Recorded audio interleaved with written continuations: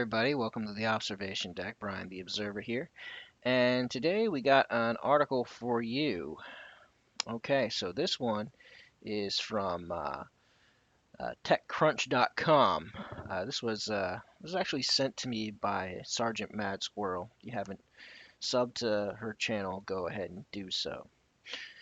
All right, so it says now even the FBI is warning about your smart TV's security. And it goes on to say, if you just bought a smart TV on Black Friday or plan to buy one for Cyber Monday, which, this was written a couple days ago, the FBI wants you to know a few things. Smart TVs are like regular television sets, but with an internet connection.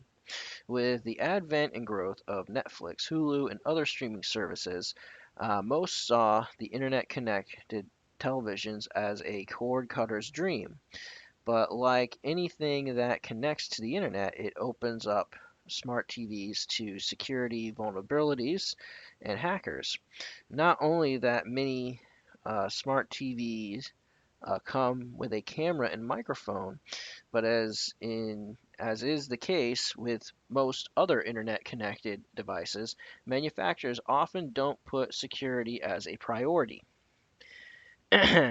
That's the key takeaway from the FBI's Portland field office, which just ahead of some of the biggest shopping days of the year, posted a warning on its website about the risk that the smart TVs pose. Beyond this risk, that your TV manufacturer and app developers may be listening and watching you, that television can also be a gateway for hackers to come into your home.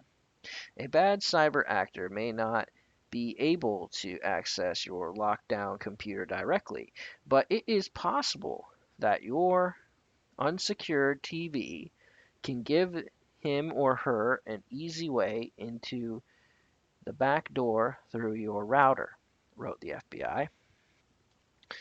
The FBI warned that hackers can take control of your unsecured smart TV in the worst cases. Take control of the camera and microphone and watch and listen. Active attacks and exploits against smart TVs are rare, but not unheard of because every smart TV comes with a manufacturer's own software and are at the mercy of their often unreliable and irregular security patching schedule. Some devices are more vulnerable than others. Earlier this year, hackers showed it and it was possible to hijack Google's Chromecast, no surprise, streaming stick and broadcast random videos to thousands of victims. Fight Club comes to mind, doesn't it? In fact, some of the biggest exploits targeting smart TVs in recent years were developed by the Central Intelligence Agency. Big surprise, but were stolen. The files were later published online by WikiLeaks. But as much as the FBI's warning is responding to genuine fears, arguably one of the bigger issues that should cause as much, if not greater concerns, are how much tracking data is collected on a smart TV owner.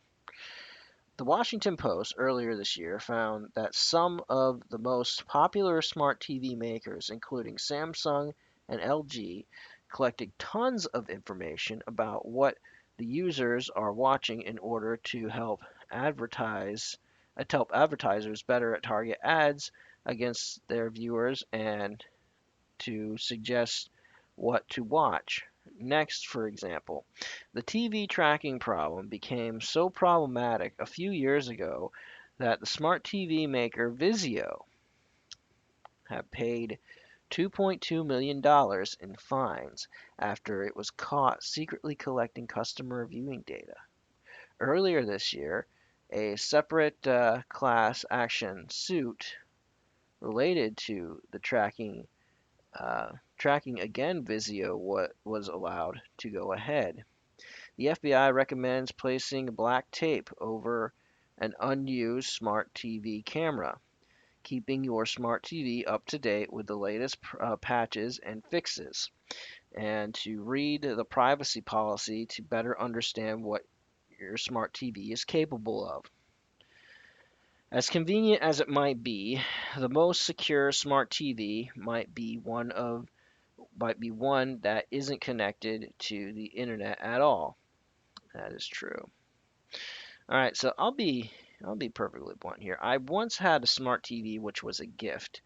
Um, that TV only lasted 3 years before it just blacked out, and just there was no picture, and all I got was sound. And so I had to buy a cheap $100 flat screen at Walmart. It was the same size, so it was a relatively small 32 inch. An average sized TV by most standards. Now, now I could tell you what I typically did for that is I didn't like I did have it patched in directly from the internet. I went direct from the modem to the television. I didn't like the idea of having it password to my wireless router. I didn't like that, not one bit. So I didn't do it. I just had it patched directly from the modem to the TV.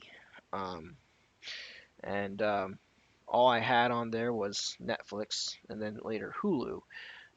When it died, I was kind of happy because now I mean, the TV I have now is not a smart TV. Um, it's a flat screen, and I still have an Xbox 360, and so that's what I use for that. And I know Microsoft accounts can get hacked. And then I'm thinking about just getting a Roku. But you see, here's the thing: is we known about this. We know not just about the cybersecurity, but about the surveillance that you don't like. I mean, I have a camera blocker on my laptop as is. When I want people to see my face, I slide that over, and you can see it kind of fade in, slowly fade in. You see me on live streams do that. So, anyways, tell me what you think about this. Is this going to be bothersome to you in the future? Um, are you going to continue to have a smart television in your home? Are you just going to go with a typical flat panel and maybe go get like a Roku stick or a Amazon Fire Stick um, device, or just patch it through your gaming console and have that be your main hub of a hardware to say, okay, we want this app, this app, this app, and that's what we're going to use to watch on our television. So tell me what you think. What are you going to do? Are you going to get a smart TV despite the fact that it might be heavily discounted? And remember, the older codes, the ones from 3 or 4 years ago that are on sale right now, um, have been looked over thoroughly by this point, which means they're easier to hack into. So anyways, like, subscribe, hit the bell, and don't forget to check out the links in the description if you're watching this on YouTube. Um, I have a link to my Teespring store, and I have many cool things over there. My favorite new thing is this T-shirt that I made this morning. Uh, I was dissing on Disney before it was cool. This is the front of the shirt. The back of the shirt has my logo, um, and right now it is just below $16. Comes in all sizes, and I also have a die cast sticker, and I have a coffee mug. So, and I have other great shirts like where'd my store go? Okay, I got this one. I want Brian to observe me, and I got this one. You've been observed. All right. So, anyways, check it out. Like, subscribe, hit the bell for notifications, and I'll catch you guys on the next one. Bye bye.